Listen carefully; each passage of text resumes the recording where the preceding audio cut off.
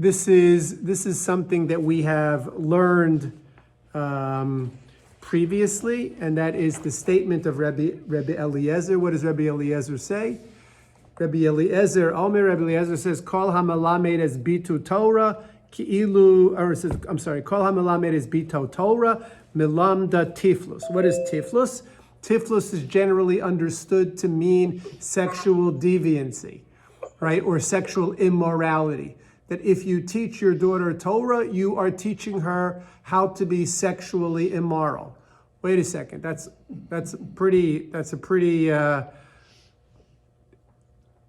damning statement, if you will, right? To say that is that what Rabbi Eliezer really means? Does Rabbi Eliezer really mean that if you teach your daughter Torah, that you are teaching her sexual immorality? Asks the Gemara, Tiflos salkadaitach. Do you really think he means actual sexual immorality? You're actually teaching her how to be sexually immoral? Of course not. Ella ema, but rather, what does Rabbi Eliezer mean? Rabbi Eliezer says it means ki'ilu lamda tiflus. It's as if, or I guess it would be limda. It's as if you taught her tiflus, as if you taught her how to be sexually immoral. What does that mean? What does it mean ki'ilu limda tiflus? Because the idea is that navigating the intricacies of Torah. Remember here, what Torah are we talking about? Even Rabbi Eliezer agrees that when it comes to mitzvos, a woman is obligated to learn Torah in order to know how to do the mitzvah. Even Rabbi Eliezer agrees. Woman needs to know the laws of kashrus. She needs to know the laws of Shabbos. She needs to know the laws of Yom Tov. She needs to know the laws of family purity. She needs to know all of these laws. That's not what Rabbi Eliezer is referring to when he says, Ki'ilu, right, Kol hamelamed is bitu Torah. What is he referring to? He's referring to Torah Lishma. He's referring to the intricacies of Torah that don't really have a relevance for us in a practical sense. So for instance, learning Kodshim, right, learning the laws of Tumah and Tahara, things that for us don't really have a practical ramification. We live in a time where Tumah and Tahara, even though we read about it in this coming week's Parsha, we read about it in last week's Parsha, we read about it in next week's Parsha, even though Tumah and Tahara we read about in the Torah, they don't have a practical ramification for us. So the study of Torah without a practical ramification, meaning the study of Torah as an intellectual exercise, as an ability to expand one's horizon, one's perspective, to start to think, to approach things differently, to look at things differently, which is really what Torah is all about. If you teach that skill to your daughter, what will happen? What will happen? You will open the door, according to Rabbi Eliezer, you will open the door for her to now understand how to act in an immoral way without getting caught. You're not teaching her sexual immorality per se, but you're giving her the wisdom, you're giving her the cunningness, is that a word? Or you're giving her, what? Cunning itself. You're giving her the cunning, right? You're giving her the deviousness, you're giving her the sophistication, if you will, in order to act in a sexually immoral way without fear of getting caught. What does that mean? Meaning, as long as there's fear of getting caught, we're not worried. As long as there's fear of getting caught, so that's what hashgacha, right? Why do we go eat in a restaurant? We go to eat in a restaurant because the owner of the restaurant is worried that if the mashkiach catches him doing something wrong, what's going to happen? He's going to lose his supervision. He's going to lose his hashgacha.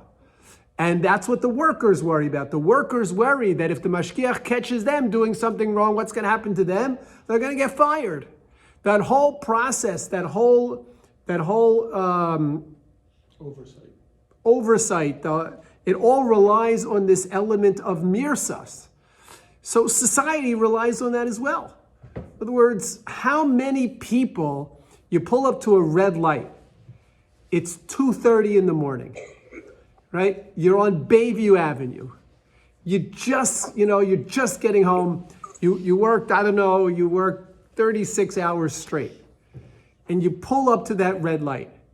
Who doesn't think about going through that red light? You don't think about it at all. Okay, Baruch Hashem. Baruch Hashem. There's one person, right? Right? I know I would think about going through that red light, but I would also think with my mazel what would happen. There's going to be right there, right? Somebody right down there who's going to be waiting for me, right? You're going through yellow lights. Yell. Changing to red. All right, okay. All right. But but the idea here is that mirsas, right? That fear that we have of getting caught, whether it's getting caught by someone who's going to penalize us by fining us money, whether it's getting caught by someone who's going to penalize us in another way, whether it means our reputation is going to be submerged. Whatever it is, that fear of getting caught is a significant factor. If I now can teach someone a way to go around that fear of getting caught, to be cunning, to be deceitful, to be clever, to be conniving, to be sophisticated, whatever word you want. So I am in effect giving that person license to act in this way. So that's Rebbe Eliezer, according to the Gemara. If you teach your daughter Torah, if you teach your daughter this kind of Torah, the kind of Torah that requires the intellectual gymnastics, the kind of Torah that expands horizon, the kind of Torah that enables us to look at one thing and understand it 12 different ways. If you teach your daughter that kind of Torah, you are opening up the door to tiflis. You're not teaching her sexual immorality, but you're opening up the door to tiflis. Let me ask you a question. Yes, Jack. Rabbi, I actually find this very, very troubling because it sounds very much like a traditional anti-Semitic meme accusing Jews studying Gemara to learn to be devious and learn to be able to weasel out of things and learn how to understand what's good, but to figure out ways to get around it.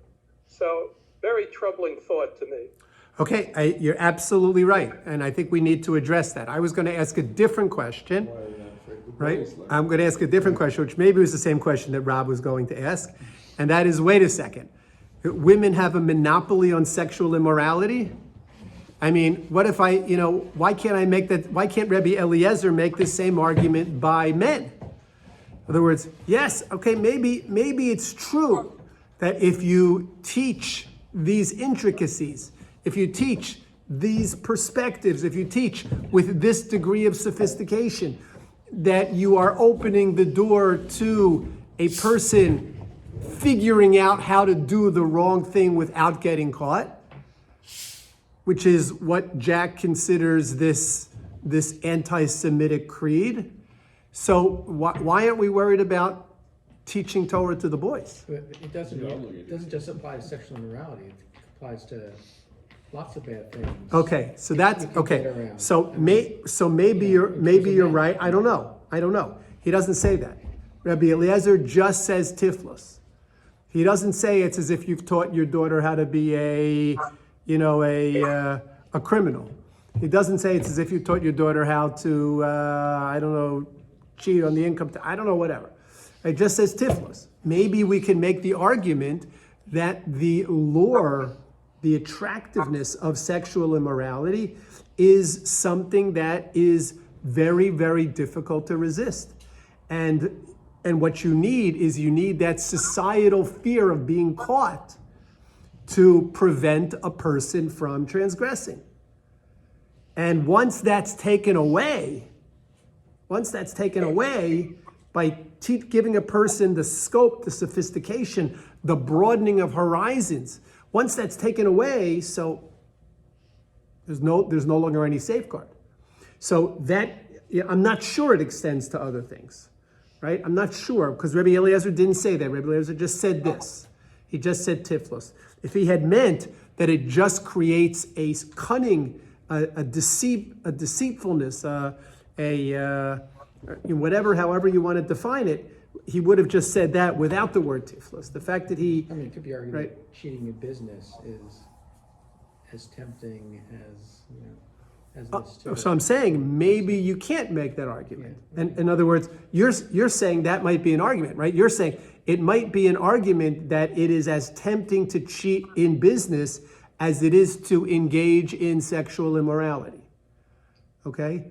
And it might be possible to answer that by saying, well, you know what? It's easier to get caught engaging in sexual immorality than it is cheating in business. More people cheat in business than engage in sexual morality. Could be, right? It could be. These are, but anyway, let's go back to the first question, right? Jack, we'll come to your question in a minute, but let's go back to the first question. What about Mark's question? What about the boys, right? Boys don't have Yetzer Hara? No, but you could say that at least by boys, there's an obligation. And, Ah. and- Boys don't have a choice. Right, and, the Gemara says in the way they want to go. I mean, if he wants to go down that path, then eventually he'll be led down that path. If he doesn't want to go down that path, so I guess he'll have some kind Well, of... you could make the same argument by a woman, couldn't you? I'm not sure because of the obligation. So maybe something to do with the obligation. No, so that's the point. So the point is because of the obligation. In other words, ein hachinami, right? Ein hachinami. It is true that this could theoretically pose the same danger to a man as it does to a woman, the same danger to a young boy as it does to a young girl, according to Rabbi Eliezer. It's possible that it could pose the same danger. However, Rabbi Eliezer has to just throw up his hands. Why? Because the Torah obligated you to teach Torah to your sons and not to your daughters, right? At least the way Rabbi Eliezer understands it. So Rabbi Eliezer has nothing to say. In other words, yes, it might be true, but you know what? But the Torah obligates us to do it, and obviously, Hashem has a bigger plan here than we can necessarily understand. So that's perhaps the way that we have to look at it. What about Jack's question? Doesn't this seem particularly disparaging about the Jewish people? Imagine the New York Post, running with this story that teaching Torah, right? The sages forbade teaching Torah to women, or Rabbi Eliezer forbade teaching Torah to women. Why? Because it's going to allow them to be devious. Because it's going to allow them to be manipulative. Right? What we've been saying all these years. Why are Jews devious? Why are Jews manipulative? Because they learn Torah. Right? Is that what our tradition is telling us? Right? This is what Jack is suggesting. I mean, Jack's not suggesting that that's what our tradition is telling us. He's bothered by taking this to its logical conclusion. Is that indeed what our tradition is telling us? Well, I want to put it on pause for a second and ask you to think about the following. I have heard numerous stories of young men who have gone to yeshiva, taken the LSATs, never spent a day in a secular learning environment, not a day in a high school, right? Not a day in a high school other than a yeshiva high school, not a day in a university, and are able to get into law school. Just by what they're able to accomplish on the LSATs. Now, I don't mean that to be, in any way a slight against the profession of law, right? But what I'm saying is that learning, right? That learning provides a certain critical way of thinking that is desirable in this world. Is it going to lead to devious behavior? Is it going to lead to deceitful behavior? I mean, guess what? It does. Right? It does. It's not that point. Right? It can. Right? Just like a person who learns anything can misuse that knowledge. A person who learns Torah can misuse that knowledge. But what? But men have no choice but to do that. Since men have no choice but to do that, how do I get rid of this? The better answer, though, to Jack's question you gave 2 weeks ago, right? Go ahead. In other words, Rabbi Eliezer's comment was said in a completely different time. So no, So, oh, good, and- right, and- good. and Today, in other words, we went through Rabbi Eliezer, went through the Rambam, we went through Rabbi Shimon Raphael Hirsch, through Chavetz Chaim to Rosh Soloveitchik. Correct, exactly. Jack, did you hear that? Jack, how is answering your question? Okay. Saying that Rabbi Eliezer was talking, right? Jack, there you are. Rabbi Eliezer was talking about a different time, a different era, a different period in Jewish history. So that what we say today, if Rabbi Eliezer were alive today, at least possibly the way we've learned the different interpretations, even have the Chavetz Chaim mentioned here in the Art Scroll, right? For the Art Scroll to mention the Chavetz Chaim and what the Chavetz Chaim says regarding women learning Torah, I thought that was like there must have been a lot of debate about putting that in. But based on everything that we said, today's society is a different society, it's a different generation. But I'm not sure that completely removes Jack's question from the table. But it's also possible, like many other things, it's a double-edged sword. Nuclear power, it can be dangerous, or it can solve, climate change or whatever it is, right? So learning Torah can be used incorrectly, and it can be used correctly. Right, correct. And so perhaps. So I think, Jack, what we're saying is we're not saying that Jews are devious by nature, right? That Jews are cunning and cheating by nature, which is, I think, what the anti-Semitic creed says, or screed. I think it's probably screed says, but rather that Jews have a certain intellectual training that Jewish men, and according to the commentaries that we've learned now, Jewish women have a certain intellectual training that could be used incorrectly, like everything else in life can be used correctly or can be used incorrectly. It's interesting, the Gemara has the Gemara discusses why women are not obligated in the mitzvah. We know why women are not obligated in the mitzvah of tefillin, but we also, What's the reason? right? What's the reason why women are not obligated in the mitzvah of tefillin? It's like I thought it was a neshama thing. The Gemara makes several gezerah shavos of psukim to connect the obligation of wearing tefillin to that of learning Torah. Just like women are exempt from learning Torah, women are exempt from putting on tefillin.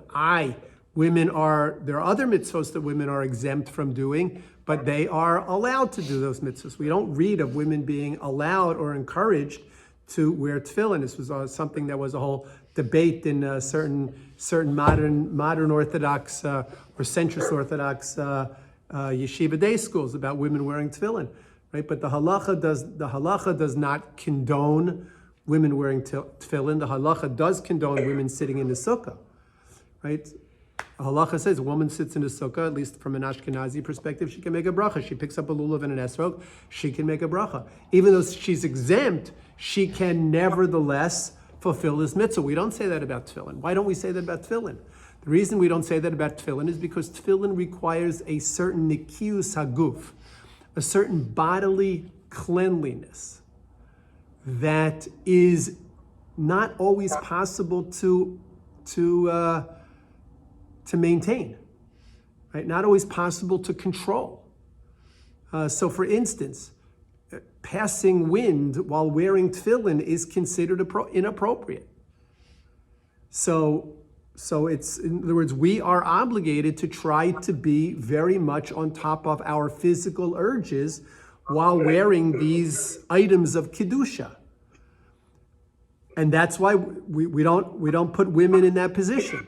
But wait a second, we put men in that position. Why don't we put women in that position? The answer is men have an obligation, right? So men have an obligation, so they have to do it. Women who are not obligated should not be putting themselves in that particular position. I'm not poskening whether you have a daughter who wants to put on tefillin, doesn't want to put on tefillin.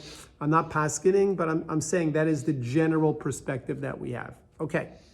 Back. What would Rabbi Lezer say about the women's chumashir? Rebbe Eliezer of the Gemara, were the women's chumashir being given in the days of the Gemara or in the days of the Tanaim, because Rebbe Eliezer was a Tana. If the women's chumashir were being given in the days of the Tanaim, Rebbe Eliezer would not be a happy camper. What would Rebbe Eliezer say today?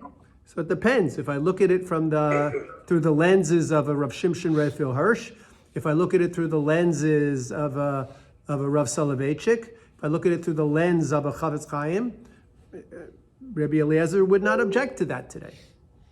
If it's Shabbos and we're learning the curses on Har Gerizim and Har Eival, which are blatantly sexual in subject matter, and the women's section is davening in the time of Rabbi Eliezer's era, they look at the Chumash, they can sneak a peek at Rashi. You're not stifling the Baal Koreh. So you have to understand, in the days of Rebbe Eliezer, there were no Chumashim. In the days of Rebbe Eliezer, there was no Rashi. Right? None of these things existed. And also in the days of Rebbe Eliezer, the women weren't coming to Shul to daven. Right? So all of the comparisons don't really hold up. When did Vayakhel start?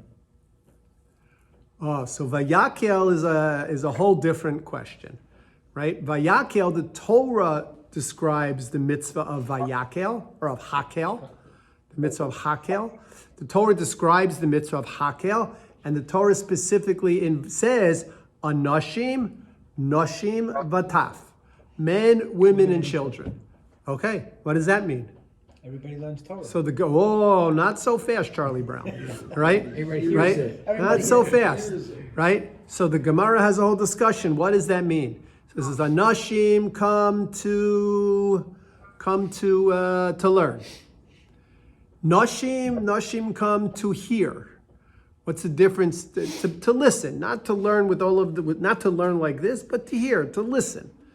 Children, what are children coming for? Children are coming to bring reward to their parents who are bringing them. So it's not like they're all coming to learn. Not like they're all coming to learn. So I assume in the Midbar then the women weren't taught Torah? I don't know. They were cooking. Women were always taught the Torah that women needed to know how to function in a Jewish society. Halavai, that men knew all of the Torah that they needed, that they needed to know to function in society. Halavai, right? Halavai, right? Right? Right? I know people who have gone through Daf Yomi several times, but they've never gone through the Mishnah Berurah once.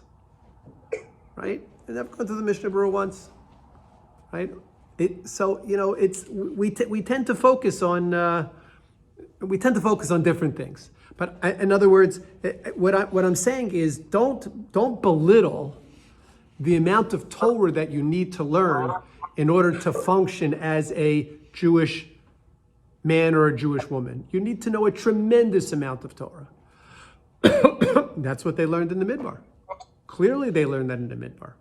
And that's probably all the men learned in the Midbar as well. Right? I mean, maybe they were learning Tum and Tara, I don't know. But Tum and Tara was Shaykh in those days. Okay, back to the Gemara, weiter. So that's what the Gemara says. Asks the Gemara, my taima de Rebbe Eliezer, what is Rebbe Eliezer relying on when he, what is Rebbe Eliezer relying on when he connects the teaching of Torah to women to teaching them tiflus? Dichsiv, the pasuk says, Ani chachma shachanti arma. Right, what does this pasuk say? Ani, you look in the Torah or Shalem over on the left margin, the pasuk from Mishlei. Ani chachma, I am, what's chachma? Wisdom, meaning what kind of wisdom? Torah wisdom. Ani chachma, I am Torah wisdom. Shachanti arma, I dwell with arma. What is arma? Nakedness. Oh, interesting. Michael, hold on to that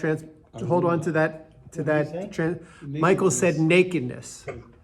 Hold on to that. Right? What do we say about the Nachash? Right. What was the Nachash? The Nachash was a room, right? From all of the animals. It doesn't mean he was naked. None of the other animals had better clothing than he had. Right? In fact, he even got to change his clothing once in a while. Right? So it's not like the Nachash had worse clothing than it wasn't Arum. He wasn't naked. What did Arum mean there by the Nachash? Cunning, deceitful, surreptitious. I don't know. I'm trying to think of right. All of that terminology to Arma, and that's how Rebbe Eliezer understands the word Arma. Ani chachma, I am Torah wisdom. Shachanti Arma, and I dwell together with Arma, with cunning. Now, what does that mean? This like opens up Jack's box again, right? You know, what does that mean?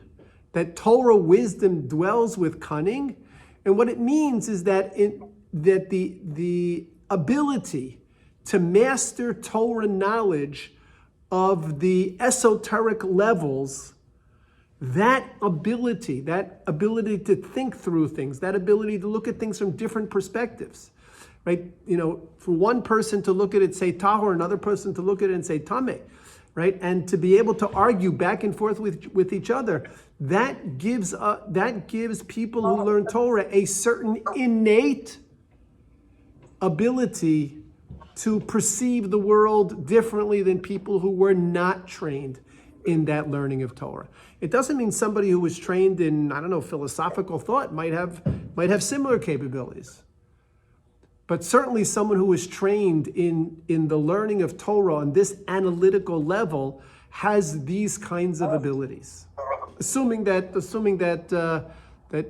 training has been effective, right? There are lots of people who go through yeshiva and then think they should be in a kollel, right? When in effect, what should they be doing?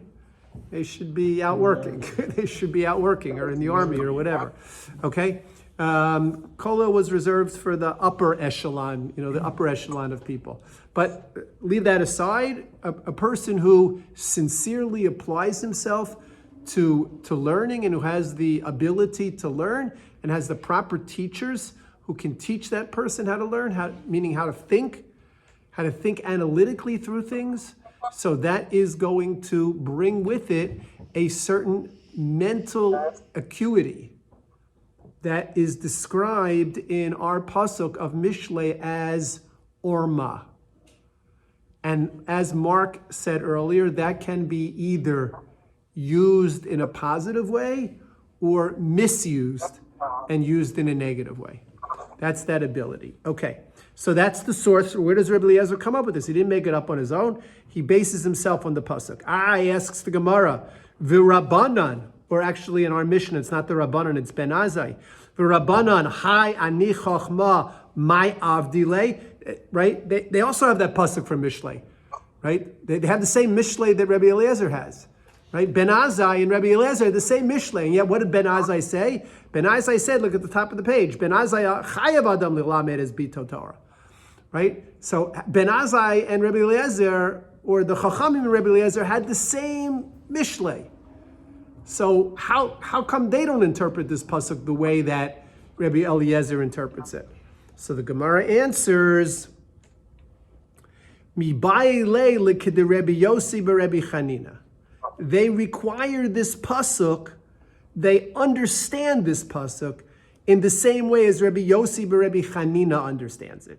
In what way is that? The Amar Rebbe Yossi b'Rebbe Chanina, Ein divrei Torah miskaimim ela b'mi shemamid atzmo arum alehem. That what? That the words of Torah will not find a place to be. They won't find permanence, right? They won't find a substantive place to be other than in a person who holds himself to be arum. What does it mean to be arum? Literally, as Michael said a few moments ago, naked. Right? A person who holds himself to be naked. What does that mean, holds himself to be naked? It means he strips himself of external cares and considerations. Not actual naked. We're not talking about, we're not talking about going into the mikveh. What are we talking about? We're talking about a person who removes from himself these things that are external to his core and focuses just on the essentials. That person is considered naked in the eyes of the Gemara here, because he's not pursuing things that are external. He's not pursuing things that are dressings. He's not pursuing things that are extraneous. And as a result of that, he is considered naked. He's standing there naked. So that's how the Chachamim understand the pasuk. The Chachamim say, what's the connection between wisdom and orma? Rabbi Eliezer said the connection between wisdom and orma is wisdom leads to cunningness or cunning, right? Ben Azai, the Chachamim say, no, what's the connection between Chachma and Orma? Wisdom can only be acquired if a person is willing to be arum, if a person is willing to give up all of the external pursuits, all of the pursuits of things that are extraneous to his essence. I don't need a bigger car. I don't need a bigger house. I don't need to go away on vacation. Right? I don't need to do this. I don't need to do that. Imagine how much time we would have if we said, you know what? What's the bare minimum that I need to survive? Now, I understand yeshiva tuition throws this whole thing off. But imagine if we said, let's imagine if we lived in a world where yeshiva tuition was more reasonable, right? And you said, you know what? This is how much I need to survive. Imagine how much more time we would have for learning Torah. But we all pursue lots of different things. And this is not musar directed to anybody, either online or here, or anybody who's listening to this. It's not musar, it's musar directed at each one of us, right? That we often wind up spending our time pursuing things that are not essentials. Might be things we want, but they're not necessarily things we need. And the exchange of pursuing the things that we want over the things that we need is that we have less time to learn Torah. Less time to learn Torah, less ability to acquire Torah. Less ability to acquire Torah makes acquiring Torah in the future that much more difficult. Somebody say something? Okay. Yeah, Rabbi, it's me again. Go ahead, me again. So, first of all, I think that's really a beautiful interpretation. But I also think that it's possible that this is a much more direct response to Rabbi Eliezer. So he's saying cunning. And when you're cunning, it means you basically, among other things, can be covering up your true motivation with layers of other explanations, of other purported motivations. And what's being said here is that you're naked, i.e., you're laying out what your true motivation is. Right. And right. That's tied up with the wisdom, rather than the wisdom being a way of learning how to be a wise guy in society and play 12 levels of politics. What perhaps is being said is that the wisdom really teaches you to lay bare what you're about. Halavai, I hope that that's an interpretation that's embraced by many. Rebbe Eliezer is still Rebbe Eliezer. He's still on the books. He's still saying what he's saying. And, Ben Azai and the Chachamim are still saying what they're saying. But Jack, it makes a lot of sense, the way you approach it. Let's continue a little bit further in the Gemara. So what does the Gemara say? Amar Rabbi Yochanan. Rabbi Yochanan says, Ein divrei Torah miskaimim, Ella b'mi shemesim atzmo k'mi she'eno. That the words of Torah will only exist within a person if that person makes himself kamo she'eno, as if he's not. What does that mean, as if he's not? Does it mean as if he's not? Doesn't think himself haughty, doesn't think himself self-important. Right, so we have this idea that, we say that water flows to the lowest level, right? Water seeks the lowest level. If you've ever had a leak in your house, you'll know that principle, right? Water seeks the lowest level. So the same idea when Torah is compared to water, that when a person is haughty, when a person is arrogant, when a person thinks a lot of himself, when a person says, oh, look at me, all right? Look where I learned, look where I went to school, right? When that happens, what happens? There's no room for Torah. Torah doesn't enter into such a person. Torah is only miskayim by a person who makes himself kamo she'eno, as if he's not even there. That's how humble, that's how modest the person is, as if he's not even there. Now, this is not based on the pasuk ani chachma shachanti orma. This is just based, once we quoted the opinion that says ani chachma shachanti orma means that wisdom will only be established with someone who makes himself as if he's arum naked. So we have another statement that wisdom will only be established with someone who makes himself as if he isn't, as if he doesn't exist. Okay, weiter in the Gemara, says the Gemara, at the end of the Shenemar, as the pasuk says, "V'hachachma me'ayin timatzeh," which on the surface literally means, and wisdom, from where will it be found? But can also be understood as meaning, and wisdom me'ayin, from nothing, timatzeh, it will be found. That only if you make yourself as nothing will you be able to find that wisdom. Okay, good. Let's go weiter. The Gemara says, Rabbi Yeshua Omer, listen to this. This should keep you awake. Rabbi Yeshua Omer, Rabbi Yeshua says what? Rotze Isha. Right, what did he say? What did Rabbi Yeshua say? Rotze Isha. So Rabbi Yeshua said that a woman prefers a kav of physical sustenance and intimacy over 9 kavin of physical sustenance and abstinence. Okay, get that? Right? A woman prefers. Let's try to translate this into dollars and cents. A woman prefers $100,000. A woman prefers to be supported by her husband at the $100,000 level if she has, along with that support, intimacy from her husband, rather than being supported at $1 million level if there is no intimacy from her husband. Meaning that a woman values intimacy. A woman values intimacy more than she values physical sustenance. Note number 9 says it very well. Go ahead. That a woman would rather have a lower standard of living than a higher standard and less intimacy. Thus, she prefers a husband that should be a donkey driver who earns little but works locally, rather than he should be a camel driver who earns a lot but he's away for long periods of time. Much more eloquent than I ever could have said. Right.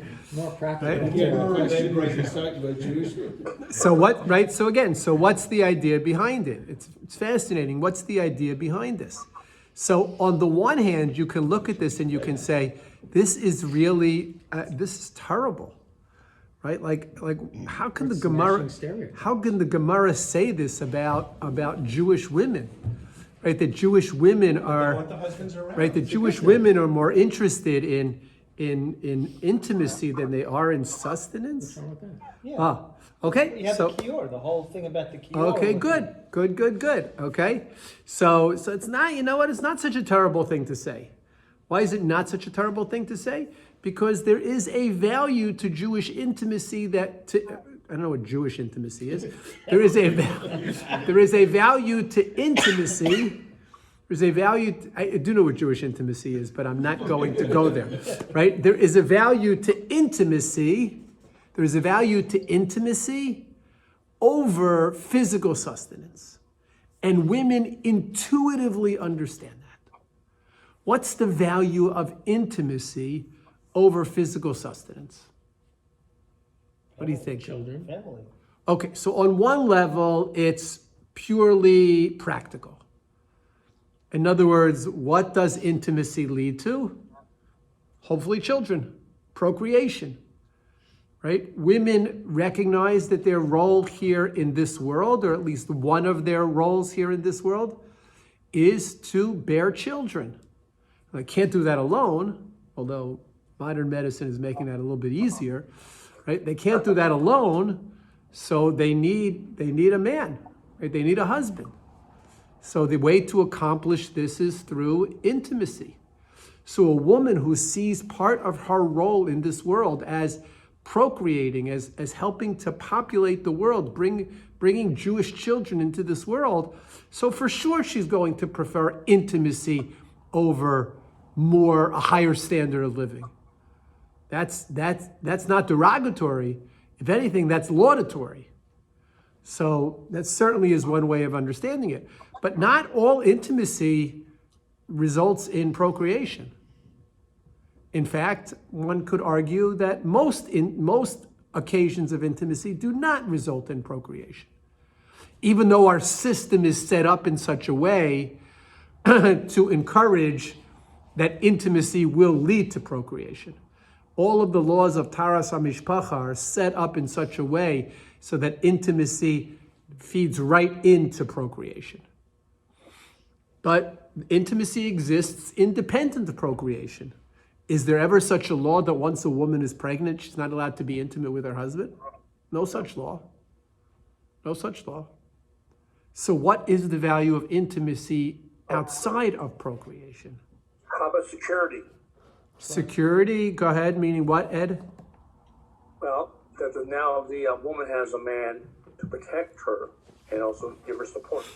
You're so And practical. Could be monetary also. Monetary? Although we want to go security. down That's that. monetary, but also physical too. Security, right, security in other words, Robbers, security robbers.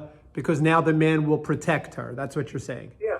Right, yeah. security because now the man will protect her and that will provide her with financial security and physical security and things like that. Is that what you're suggesting? Yes.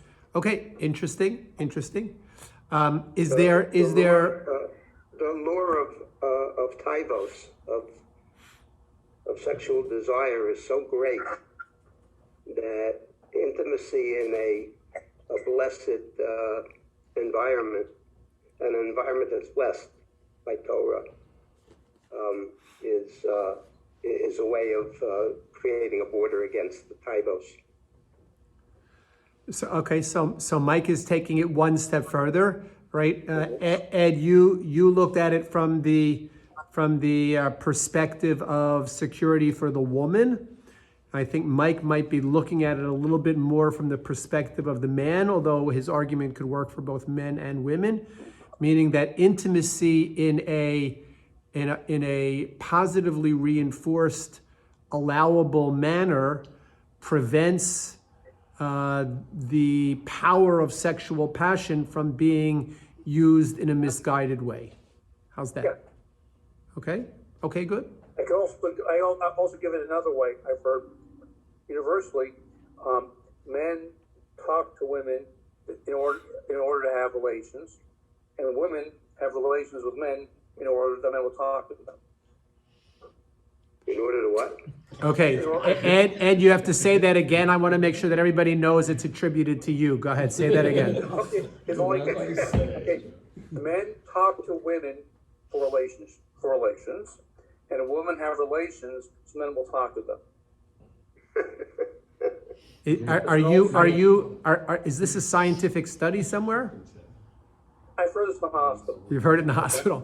That's what happens in the hospitals. I understand, right? I understand. But there is some, We need it to ground. it's related to what we're talking about. No, so I think that there is, all joking aside, I think Yeah. that there is a very valid thread to what Ed is saying, and that is namely that women understand that intimacy is a crucial component of maintaining a relationship. And the lack of intimacy threatens the stability of the relationship. Intimacy strengthens the connection of the relationship, and the lack of intimacy threatens that stability. Why do we say this, or why do I say this? Fascinating. Many men approach marriage as saying that sexual intimacy is my right.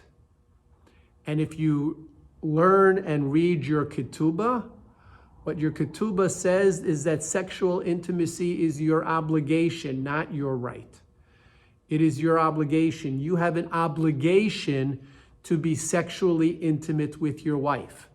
Again, based on your profession, whether you're a donkey driver or a camel driver, right? Whether you're a donkey, I don't know what the modern day comparisons to donkey drivers and camel drivers are, right? But depending upon your profession, right? Depending upon your profession, that was an indication of your obligation. And if you were not fulfilling your obligation, this is a fascinating idea. If you were not fulfilling your obligation, your wife can take you to Beis Din. And Beis Din will either force you to fulfill your sexual obligation towards your wife, or they will fine you and give her the money. Right? So it is an obligation that you have, no different than an obligation of providing for your wife's medical care, her sustenance, clothing, shelter, all of those things. All of those things are obligations upon you with a claim upon your finances, and sexual intimacy is the same thing. Okay, I don't want to get too much more into the subject right now. I've already kept you a little bit over. Thank you all very much.